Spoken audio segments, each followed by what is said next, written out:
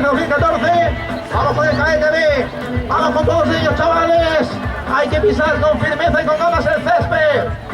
Vamos con Santiago Pedro Gómez, David Ortiz, con Edmundo Terceros, con Pablo Cebrián, con Brian Bautista, con Iván López, Antonio Jordán, con Felipe Vargas, con Jaime Massa, Vicente Eris, Alejandro Mesa, Brian Milton, Pedro Martínez, Eric Isaac, David Itama, César Smith, Kevin Isaac,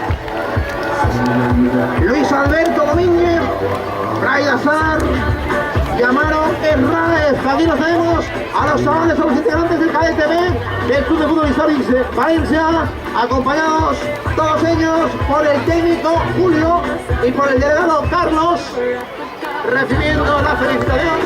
Ahí los tenemos a todos. Hay que ir formando poquito a poco. Integrantes del Cadete B del Club de Fútbol Histórico de Valencia, el técnico Julio, el delegado Carlos. Esos abrazos, felicitaciones, apretones de manos y la foto que no falte. Un poco más potente, por favor, con este foco. Las fotos van a salir perfectas.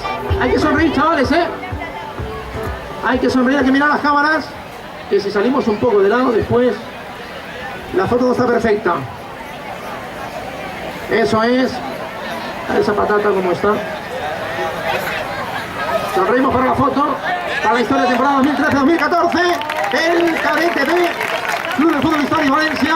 Aplauso fortísimo para todos ellos también. Y seguimos con